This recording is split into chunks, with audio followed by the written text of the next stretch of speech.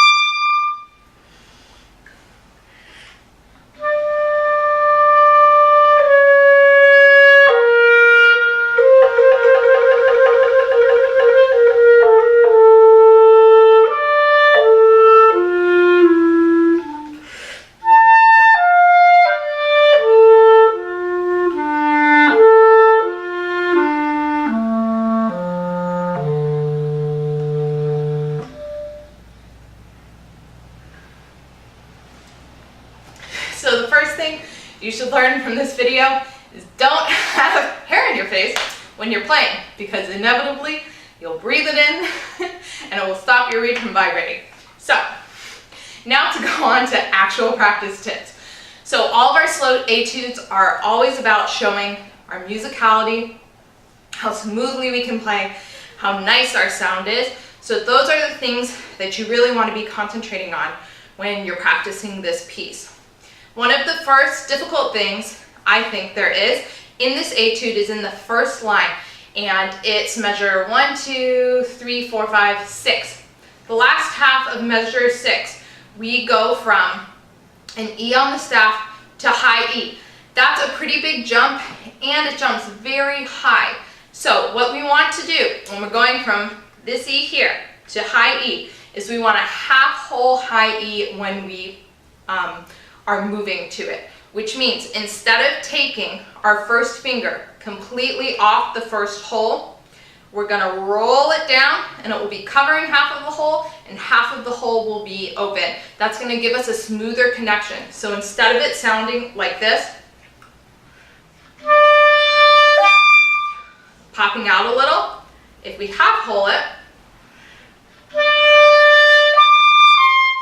it has a smoother connection. So just take those two notes and practice them 10 times through every day, so that it can be really, really smooth and you can show all the judges how well you can play up there in the altissimo register.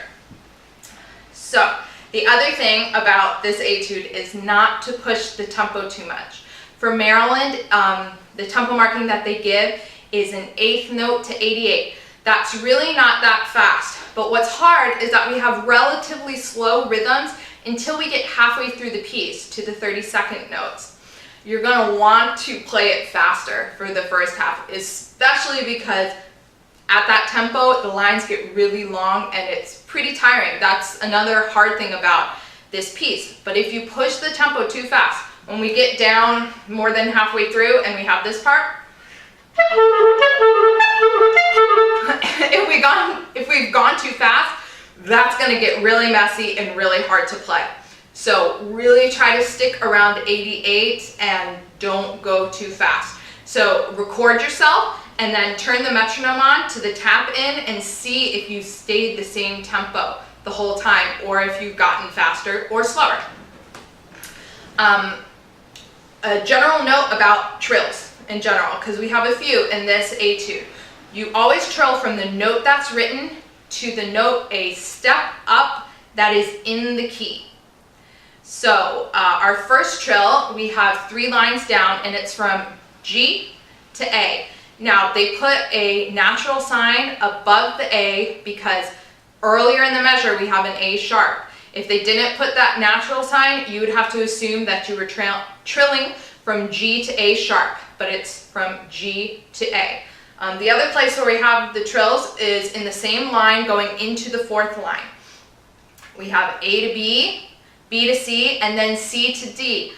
For everybody out there, don't try to use the real fingering for D, because then your trill will sound like this.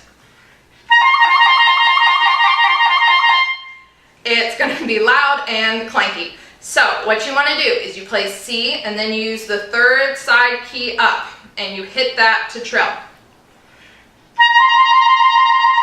Now if you just hold that D, it will either squeak on you or it'll be really flat. It's not a great sounding note in general, but when we trill we go so fast that you don't notice that. Okay, so then in that line, we're 1, 2, 3, 4 lines down. And we see a word printed, leggero. That means light. So we have to remember to play light for basically the rest of the piece. The whole etude is relatively light. It's not too heavy. Now, there's sort of a contradiction because we have that marking of leggero. And then the next line down, we have accents, which usually we would put, a lot of air or a harsher tongue. I think with the marking of leggero, we need to think of those accents as more of tenuto marks. So you're gonna put a weight on it, you're gonna put more air behind the notes with the accent, but you're not going to tongue it harder. I'll play it for you so you can hear what I think.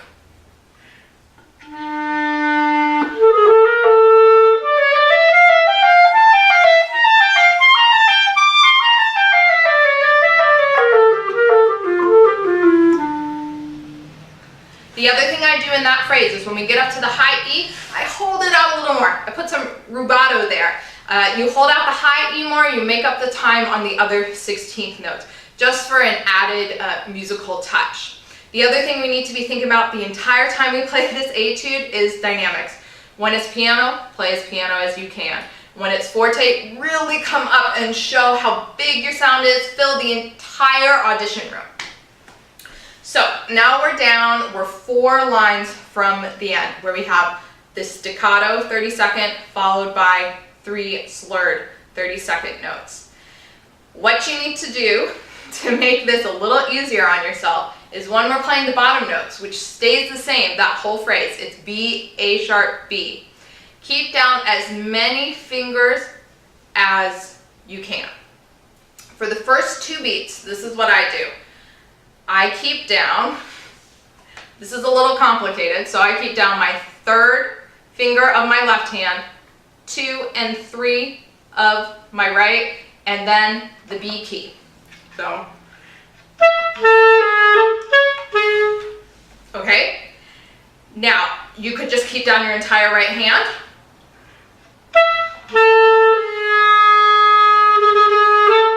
We don't want to take up all of our fingers. That's what's going to make it sound heavy. When we get past the D sharp, I keep down both pinkies on B and C, just to give yourself a landing place. So.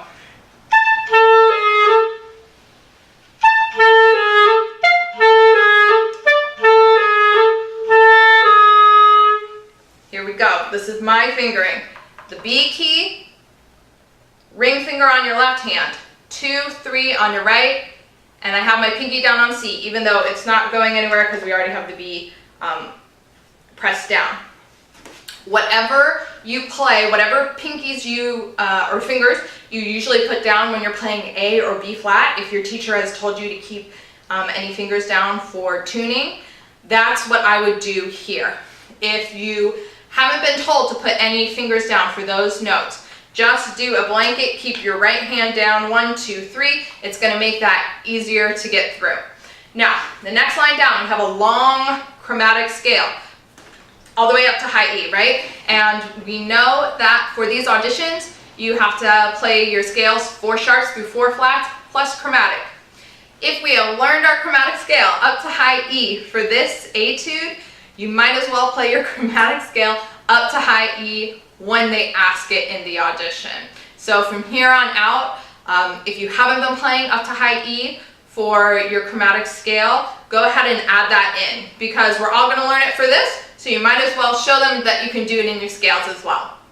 The last thing I have to say to practice this etude is when we get to the last line, it's piano the entire time, but you don't want to get too soft too soon, or it will get a little boring, plus it will get a little scary for you because you need air to keep the notes coming out. So think piano plus for a while. Don't really get down to pianissimo until the second to last measure, especially because in the last measure we're going from low E up 2 octaves. You're going to need a little something in the tank to get up to the higher E. So I hope this has been helpful. Good luck with all your practicing, and I know you guys will do great. Bye!